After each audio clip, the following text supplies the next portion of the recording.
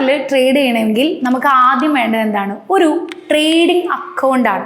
Trading അക്കൗണ്ടിന് തന്നെയാണ് demat account എന്ന് പറയുന്നത്. ഡിമാറ്റ് അക്കൗണ്ട് എന്ന് പറഞ്ഞാൽ മെറ്റീരിയലൈസ്ഡ് ആയിട്ടുള്ളതിനെ ഡിജിറ്റലൈസ് ചെയ്തുകൊണ്ടാണ് ഡിമെറ്റീരിയലൈസ്ഡ് അക്കൗണ്ടിൻ്റെ ഷോർട്ട് ഫോം ആണ് ഡിമാറ്റ് അക്കൗണ്ട്. അതിലേക്ക് നമുക്ക് പോകേണ്ട ആവശ്യമില്ല. നമുക്കൊരു ബാങ്കിൽ നമ്മുടെ പൈസ കൊണ്ട് ഇൻവെസ്റ്റ് ചെയ്യണമെങ്കിൽ നമുക്ക് ആ ബാങ്കിൽ അക്കൗണ്ട് വേണമെന്ന് പറയുന്ന പോലെ സ്റ്റോക്ക് മാർക്കറ്റിൽ ട്രേഡ് ചെയ്യണമെങ്കിൽ ഏതെങ്കിലും ഒരു ബ്രോക്കർ ടെർമിനലിൽ അക്കൗണ്ട് വേണം. അതിനാണ് നമ്മൾ ട്രേഡിംഗ് അക്കൗണ്ട് അല്ലെങ്കിൽ ഡിമാറ്റ് അക്കൗണ്ട് എന്ന് പറയുന്നത്. അപ്പോൾ എല്ലാവരും ആദ്യമായിട്ട് ഇങ്ങോട്ട് വരുമ്പോൾ ഏത് ആപ്ലിക്കേഷനിലാണെങ്കിൽ അല്ലെങ്കിൽ ഏത് ബ്രോക്കർ ടെർമിനലിലാണ് അക്കൗണ്ട് എടുക്കേണ്ടതെന്ന് ഉള്ളൊരു കൺഫ്യൂഷൻ ഉണ്ട്. ഇപ്പം നമ്മൾ IPL ഒക്കെ കാണുമ്പോൾ അതിൻ്റെ ഇടയിൽ നിങ്ങൾ അഡ്വർടൈസ്മെൻറ്റ് കണ്ടിട്ടുണ്ടാവും. ഏതിൻ്റെയൊക്കെയാണ്? ഗ്രോയുടെ ഉണ്ട്, ഏഞ്ചൽ വണ്ണിൻ്റെ ഉണ്ട്, അപ്സ്റ്റോക്സിൻ്റെ ഉണ്ട്. പിന്നെ നമ്മളെല്ലാവരും കേൾക്കുന്ന ഒന്നാണ് സെരോദ. പക്ഷേ സെരോദയുടെ ആഡ് നിങ്ങൾ എവിടെയെങ്കിലും കണ്ടിട്ടുണ്ടോ? ഇല്ല. പക്ഷേ സെരോദ ഏറ്റവും കൂടുതൽ ആളുകൾ ഇന്ത്യയിൽ യൂസ് ചെയ്യുന്ന ഒരു അക്കൗണ്ട് തന്നെയാണ്. അപ്പോൾ നമ്മുടെ ഒരു കൺഫ്യൂഷൻ ഗ്രോ ഞാൻ മിസ് ചെയ്തു. നമ്മുടെ ഏറ്റവും വലിയ കൺഫ്യൂഷൻ ഇതിൽ ഏതിലാണ് അക്കൗണ്ട് എടുക്കേണ്ടത്, ഇത് തമ്മിലുള്ള ഡിഫറൻസ് എന്താണ്? ഏതിലെങ്കിലും ഇപ്പോൾ ബ്രോക്കർ ടെർമിനൽ എന്ന് പറയുമ്പോൾ നിങ്ങൾക്ക് അറിയാം അവരുടെ ഇൻകം എന്ന് പറയുന്നത് കമ്മീഷൻ അല്ലെങ്കിൽ ബ്രോക്കറേജ് ആണ്. അതായത് പണ്ടൊക്കെ ഈ ഒരു ഡിജിറ്റൽ പ്ലാറ്റ്ഫോം ഉണ്ടായിരുന്നില്ല. ഒരു വ്യക്തി നമ്മുടെ കയ്യിൽ നിന്ന് എല്ലാവരുടെയും കയ്യിൽ നിന്ന് പൈസ കളക്ട് ചെയ്ത് ഏതൊക്കെ ഷെയർ വാങ്ങേണ്ടതെന്നുള്ള ലിസ്റ്റ് എടുത്ത് NSEയിൽ പോയി ക്യൂ നിന്ന് അവിടുന്ന് പൈസ കൊടുത്ത് ഷെയർ സർട്ടിഫിക്കറ്റ് ആയിട്ടാണ് പണ്ട് തന്നുകൊണ്ടിരുന്നത്. അപ്പോൾ ഷെയർ സർട്ടിഫിക്കറ്റ് എല്ലായിടത്തും ഡിസ്ട്രിബ്യൂട്ട് ചെയ്യും. അപ്പോൾ ഈ ചെയ്ത ഒരാൾക്ക് ഒരു കമ്മീഷൻ പോലെ നമ്മൾ കുറച്ച് പൈസ കൊടുക്കും. അപ്പോൾ ഈ ഒരു ഇടനിലക്കാരൻ എന്നുള്ളൊരു വ്യക്തിയിൽ നിന്ന് മാറി അല്ലെങ്കിൽ മെറ്റീരിയലൈസ് ആയിട്ടുള്ള ഷെയർ സർട്ടിഫിക്കറ്റിൽ നിന്ന് മാറി ഇത് ഒരു ഡിജിറ്റൽ പ്ലാറ്റ്ഫോം ആയിട്ട് മാറിയിരിക്കണം. അതാണ് നമ്മുടെ ഡിമാറ്റ് അക്കൗണ്ട് എന്ന് പറയുന്നത്. അപ്പോൾ നമ്മൾ ഇതൊരു ലോക്കർ പോലെയാണ്. നമ്മുടെ ഷെയർ, അതായത് നമ്മൾ ബാങ്കിൽ പൈസ ഇടുമ്പോൾ ആ പൈസ ബാങ്കിലെ ലോക്കറിൽ ഇരിക്കുന്ന പോലെ നമ്മൾ ഷെയർ ഈ ഒരു ലോക്കറിലാണ് ഇരിക്കുന്നത്. അപ്പോൾ ആ ലോക്കറാണ് ഡിമാറ്റ് അക്കൗണ്ട് എന്ന് പറയുന്നത്. അപ്പോൾ ഞാൻ പറഞ്ഞു വന്നത് ഏതിലെടുക്കണം എന്നുള്ളൊരു കൺഫ്യൂഷൻ. നമുക്ക് പ്രധാനമായിട്ടും 2 ബ്രോക്കേഴ്സാണ് ഉള്ളത്. ഒന്ന് ഡിസ്കൗണ്ട് ബ്രോക്കറും ഒന്ന് ഫുൾ സർവീസ് ബ്രോക്കറും. അപ്പോൾ ഡിസ്കൗണ്ട് ബ്രോക്കർ എന്ന് കേൾക്കുമ്പോൾ നിങ്ങൾക്ക് മനസ്സിലാവും അവിടെ എന്തോ ഡിസ്കൗണ്ടഡ് ആണ് അല്ലേ. ഫുൾ സർവീസ് ബ്രോക്കർ എന്ന് പറഞ്ഞു കഴിഞ്ഞാൽ അവിടെ ഫുൾ സർവീസ് എന്ന് പറയുന്ന ഒരു ഓപ്ഷൻ ഉണ്ട്. ഇത് നമ്മൾ ഡിഫറൻസ് ഭയങ്കര സിമ്പിളായിട്ട് പറഞ്ഞുതരാം. അതായത് നമ്മളൊരു ലുലുമാളിൽ കയറാമെന്ന് വിചാരിക്കാം. ലുലുമാളിൽ കയറുമ്പോൾ നമ്മുടെ കൂടെ ഒരു സെയിൽസ്മാനോ അല്ലെങ്കിൽ സെയിൽസ് വുമണോ ആരും തന്നെ ഉണ്ടാവില്ല. അത് മേടിക്കുക ഇത് മേടിക്കുന്ന പറഞ്ഞാൽ നമ്മൾ ആരും കമ്പൽ ചെയ്യില്ല അല്ലേ. നമുക്ക് ഇഷ്ടം പോലെ നോക്കാം, ആവശ്യമുണ്ടെങ്കിൽ മേടിക്കാം, മേടിച്ചാൽ പൈസ കൊടുക്കണം അല്ലേ. നേരെ മറിച്ച് നമ്മൾ വീടിൻ്റെ അടുത്തുള്ള ഒരു കടയിലാണ് കയറുന്നതെങ്കിൽ നമ്മുടെ കൂടെ ഒരു സെയിൽസിൻ്റെ ആൾ വരും, കുറേ സാധനങ്ങൾ നമ്മുടെ അടുത്ത് കാണിക്കും, ഒന്ന് വാങ്ങിച്ചില്ലെങ്കിൽ വാങ്ങിക്കുന്നതുകൊണ്ട് നമ്മൾ നിർബന്ധിക്കും അല്ലേ. അപ്പോൾ അവർ നമ്മുടെ ഫുൾ സർവീസ് ഏറ്റെടുത്തിരിക്കുകയാണ്. അതുകൊണ്ട് തന്നെ ഫുൾ സർവീസ് ബ്രോക്കേഴ്സ് അല്ലെങ്കിൽ ഡിസ്കൗണ്ട് ബ്രോക്കർ തമ്മിലുള്ള ഡിഫറൻസ് അതാണ്. ഫുൾ സർവീസ് ഏറ്റെടുത്തിരിക്കുന്ന ബ്രോക്കേഴ്സാണ് ഫുൾ സർവീസ് ബ്രോക്കേഴ്സ്. അവർ നമ്മളെ വിളിക്കും, ഷെയർ വാങ്ങാൻ കമ്പൽ ചെയ്യും. ദീപാവലി ആകുമ്പോൾ അല്ലെങ്കിൽ അങ്ങനെ ഇങ്ങനെ ഷെയർ വാങ്ങാൻ കമ്പൽ ചെയ്യും, വിൽക്കാൻ കമ്പൽ ചെയ്യും. കാരണം നിങ്ങൾ ട്രാൻസാക്ഷൻസ് ചെയ്താലാണ് ഇവർക്ക് ബ്രോക്കറേജ് കയറുള്ളൂ. അപ്പോൾ അവർ നമ്മുടെ ഫുൾ സർവീസ് ഏറ്റെടുത്തുകൊണ്ട് തന്നെ അവരെ നമ്മൾ ഫുൾ സർവീസ് ബ്രോക്കേഴ്സ് എന്നാണ് വിളിക്കുന്നത്. നേരെ മറിച്ച് ഡിസ്കൗണ്ട് ബ്രോക്കറിൽ നിങ്ങൾ ട്രേഡ് ചെയ്താൽ കാശ് കൊടുക്കണം എന്നേ ഉള്ളൂ. അല്ലാതെ അവർ നമ്മൾ വിളിക്കുകയോ ഫോളോ അപ്പ് ചെയ്യുകയോ അക്കൗണ്ട് എടുക്കാൻ നിർബന്ധിക്കുകയോ ഒന്നും ചെയ്യില്ല.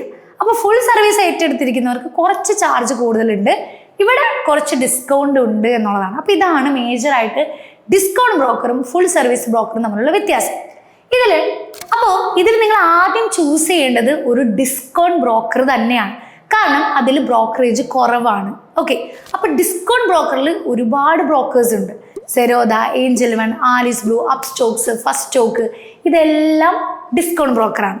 ഇതിൽ ഏത് ഡിസ്കൗണ്ട് ബ്രോക്കർ ചൂസ് ചെയ്യും? ഞാൻ ഓൾറെഡി പറഞ്ഞു, ഇന്ത്യയിലെ ആദ്യത്തെ ഡിസ്കൗണ്ട് ബ്രോക്കർ എന്ന് പറയുന്നത് നമ്മുടെ സ്വന്തം സെരോദ തന്നെയാണ്. ഓക്കെ, അപ്പോൾ സെരോദ ചൂസ് ചെയ്യണോ, സെരോദയാണോ നല്ലത്, അങ്ങനെയാണോ നിങ്ങളുടെ മനസ്സിലേക്ക് വന്നിരിക്കുന്നത്? ഈ ഡിസ്കൗണ്ട് ബ്രോക്കർ തന്നെ ചൂസ് ചെയ്യുമ്പോൾ ഇവിടെ വീണ്ടും ബ്രോക്കറേജിൽ കാറ്റഗറീസ് ഉണ്ട്. അതായത് ബ്രോക്കറേജ് ആണ് ഇവരുടെ കമ്മീഷൻ, അത് നമ്മുടെ നിന്നാണ് അവരെടുക്കുന്നത്. ബ്രോക്കറേജ് എന്ന് പറഞ്ഞു കഴിഞ്ഞാൽ പല ബ്രോക്കേഴ്സും ഡിഫറെൻറ്റ് രീതിയിൽ നമ്മുടെ നിന്ന് ബ്രോക്കറേജ് എടുത്തുകൊണ്ട് പോകും. ചിലർ ഈ പറഞ്ഞാൽ നമ്മൾ ട്രേഡ് ചെയ്യുമ്പോൾ ഉള്ള ചാർജ്, രണ്ടാമത് ആനുവൽ മെയിൻ്റെനൻസ് ചാർജ് എന്ന് പറഞ്ഞ ഒരു AMC ചാർജ്, മൂന്നാമത് എന്തെങ്കിലും ഹിഡൻ ചാർജ്, നാലാമത് ഇൻട്രാഡേക്ക് വേറെ ചാർജ്, ഡെലിവറിക്ക് വേറെ ചാർജ്, അങ്ങനെ ഡിഫറെൻറ്റ് ചാർജസ് ഈ ബ്രോക്കറേജിൽ വരുന്നുണ്ട്. അപ്പോൾ അതിലേറ്റവും ബെസ്റ്റ് ഏതാണെന്ന് ചോദിച്ചു കഴിഞ്ഞാൽ സെരോദ കുറച്ചുകൂടി നല്ല ബ്രോക്കർ തന്നെയാണ്. അതായത് അവർ ഡെലിവറി ചാർജ് അവർക്ക് 0 ആണ് എന്ന് പറഞ്ഞ് വേറൊരു ചാർജ് ഇല്ല എന്നല്ല. അവിടെ STT ചാർജ്, DP ചാർജ്, സെബിയുടെ ചാർജ്, അങ്ങനെ കുറച്ച് ഹിഡൻ ചാർജസ് ഉണ്ട്. ആ ചാർജസ് നമ്മൾ കൊടുക്കണം. ബ്രോക്കറേജ് മാത്രമേ ഫ്രീ ഉള്ളൂ. ഓക്കെ, അപ്പോൾ സെരോദ നമുക്ക് ചൂസ് ചെയ്യാൻ പറ്റുന്ന ഒരു ബ്രോക്കർ തന്നെയാണ്. പിന്നെ ഞാൻ ചെയ്യുന്ന ഒന്നാണ് ഫസ്റ്റ് സ്റ്റോക്ക് എന്ന് പറഞ്ഞൊരു ആപ്ലിക്കേഷൻ. അതും നല്ല രീതിയിൽ നമുക്ക് യൂസ് ചെയ്യാൻ പറ്റുന്ന ഒന്നാണ്. അല്ലാതെ നിങ്ങളുടെ കയ്യിൽ ഏഞ്ചൽ വൺ ഉണ്ട്, അപ്സ്റ്റോക്സ് ഉണ്ട്, അതുണ്ട്, ഇതുണ്ട്, നിങ്ങൾക്കത് ഓക്കെയാണ്, നിങ്ങൾ യൂസർ ഫ്രണ്ട്ലി ആണ്, നിങ്ങൾക്കത് യൂസ് ചെയ്യാം.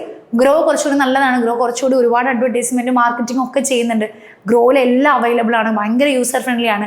ഗ്രോ ഒരുപാട് പേരുടെ കയ്യിലുണ്ട്. അപ്പോൾ ഗ്രോ നിങ്ങൾക്ക് യൂസ് ചെയ്യാം. അപ്പോൾ നിങ്ങൾ ഏതിലാണോ നിങ്ങൾക്ക് ഫ്രണ്ട്ലി ആയിട്ട് തോന്നുന്നത് അത് യൂസ് ചെയ്യാം. പക്ഷെ നിങ്ങൾ ഇവിടെ ചെയ്യുന്ന ഒരു മിസ്റ്റേക്ക്, സീറോ ബ്രോക്കറേജ് എന്ന് പറഞ്ഞ് കാണുന്ന ഒന്നിലും, അല്ലെങ്കിൽ നിങ്ങൾ കേൾക്കാത്ത നിങ്ങളുടെ ഫ്രണ്ട്സ് സജസ്റ്റ് ചെയ്തു എന്ന് പറഞ്ഞ് ആ ബ്രോക്കർ ടെർമിനലിൽ ഒന്നും നിങ്ങൾ അക്കൗണ്ട് ഓപ്പൺ ചെയ്യാതിരിക്കാനായിട്ട് ശ്രമിക്കുക. അതായത് സീറോ ബ്രോക്കറേജ് ആണെങ്കിൽ അവർക്കത് മുതലാവില്ല. കാരണം എന്താ, ബ്രോക്കറേജ് ഇല്ലാതെ ഒരിക്കലും ഒരു ബ്രോക്കർ ടെർമിനൽ കൊണ്ടുപോകാൻ പറ്റത്തില്ല.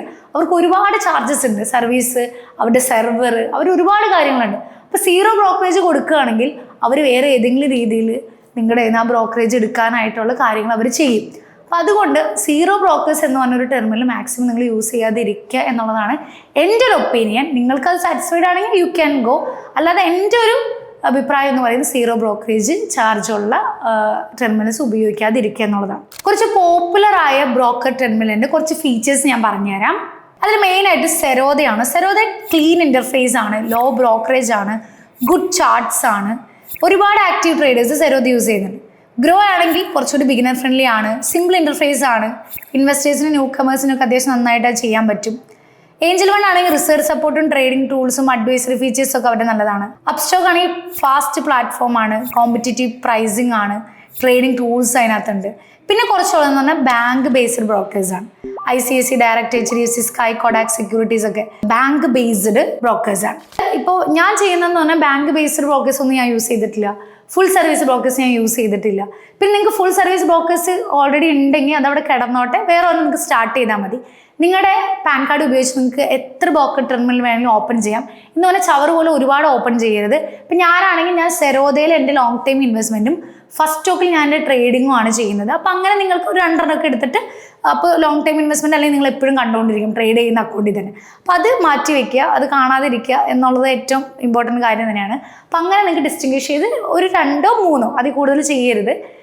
പിന്നെ എനിക്ക് ധന്നിലും ഉണ്ട് അക്കൗണ്ട്, ധന്യം ഞാൻ ചെയ്യുന്നുണ്ട്. അപ്പോൾ നിങ്ങൾ കാറ്റഗറൈസ് ചെയ്ത് നിങ്ങൾക്ക് ഇങ്ങനെ ചെയ്യാവുന്നതാണ്. പിന്നെ നിങ്ങൾ യൂസ് ചെയ്യുന്നത് ഇപ്പോൾ ഓൾമോസ്റ്റ് ആളുകൾ ഗ്രോയിൽ എങ്ങനെ ചെയ്യാമെന്നുള്ളൊരു ട്യൂട്ടോറിയൽ ചെയ്യാനൊക്കെ എൻ്റെ അടുത്ത് പറഞ്ഞിരുന്നു. അപ്പോൾ ഞാൻ അതൊക്കെ ചെയ്യാനായിട്ട് ശ്രമിക്കാം. ഗ്രോ എൻ്റെ ഇല്ല, എന്നാലും എൻ്റെ സിസ്റ്ററുടെ അക്കൗണ്ട് ഗ്രോയാണ്. അപ്പോൾ അതിലാണ് സിസ്റ്ററിന് ഞങ്ങൾ ലോങ് ടൈം ഇൻവെസ്റ്റ്മെൻറ്റ് ചെയ്ത് കൊടുക്കുന്നത്. അപ്പോൾ അതിൻ്റെ ലോഗിൻ കിട്ടുകയാണെങ്കിൽ ഞാൻ അത് കാണിച്ചു തരാം.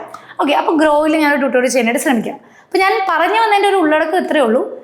നിങ്ങൾ യൂസ് ചെയ്യുന്നത് കുറച്ച് പോപ്പുലർ ആയിട്ടുള്ളതാണെന്ന് ഉറപ്പ് വരുത്തുക. ബാക്കി എല്ലാ കാര്യങ്ങളും നിങ്ങളുടെ യൂസർ ഫ്രണ്ട്ലി ആയിട്ട് നിങ്ങൾക്ക് യൂസ് ചെയ്യാം. അല്ല, നമ്മുടെ കമ്മ്യൂണിറ്റിയിലേക്ക് വരികയാണെങ്കിൽ നമ്മൾ കൂടുതലും സെറോദ ഫസ്റ്റ് സ്റ്റോക്കൊക്കെയാണ് യൂസ് ചെയ്യുന്നത്. അപ്പോൾ അതിലാണ് നമ്മൾ കൂടുതലും അക്കൗണ്ട് എടുക്കാനായിട്ട് നമ്മൾ സജസ്റ്റ് ചെയ്യാറ്. അപ്പോൾ ഇത്രയൊക്കെയാണ് ഡിമാറ്റ് അക്കൗണ്ടിൻ്റെ കാര്യത്തിലുള്ള ഒരു കൺഫ്യൂഷൻ നിങ്ങൾക്ക് മാറി എന്ന് വിചാരിക്കുകയാണ്. അപ്പോൾ അടുത്തൊരു ബേസിക് വീഡിയോ ആയിട്ട് വീണ്ടും കാണുന്നവരേക്കും ബൈ.